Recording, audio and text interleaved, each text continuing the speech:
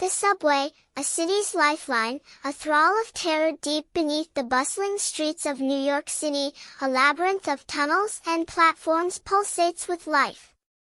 For millions of New Yorkers, the subway is an indispensable mode of transportation, a daily ritual that weaves through the fabric of their lives.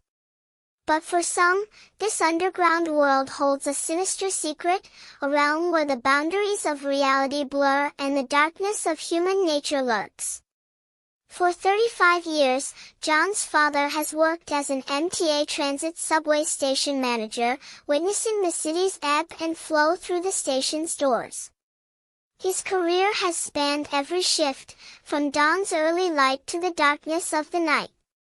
And in those quiet hours, when the trains rumbled through empty tunnels, John's father has collected a treasury of tales, each one a testament to the strange and the unknown.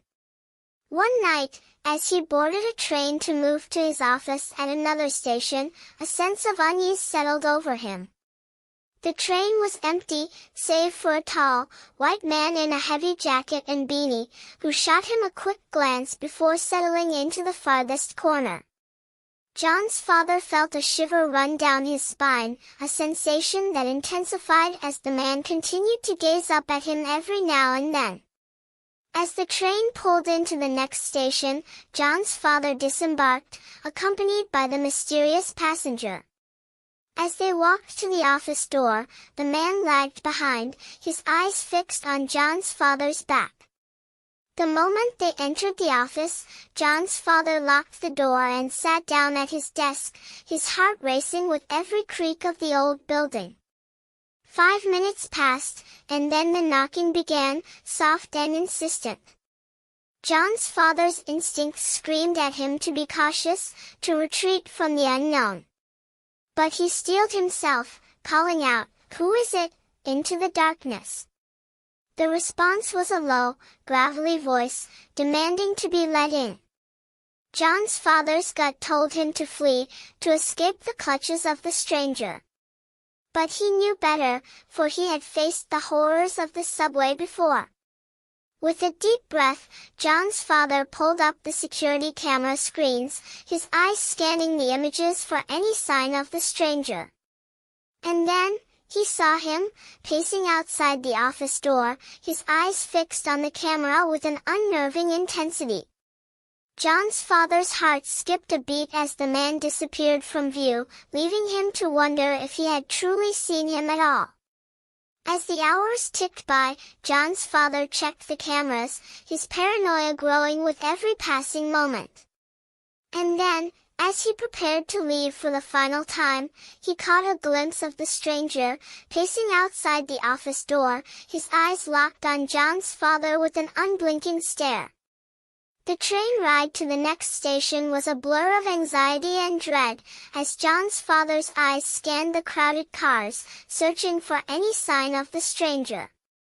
And then, as he boarded the train, he saw him, sitting in the opposite car, his eyes fixed on John's father with a cold, calculating intensity. John's father knew that he had to escape, to leave the subway's dark world behind. He pushed through the crowds, his heart pounding in his chest, until he finally reached the safety of a nearby Wendy's. There, he sat, frozen in fear, as the stranger walked up to the window, his eyes locked on John's father with a malevolent stare. The rest of the night was a blur of terror and anxiety, as John's father navigated the subway's labyrinthine tunnels, always aware of the stranger's presence, lurking just out of sight.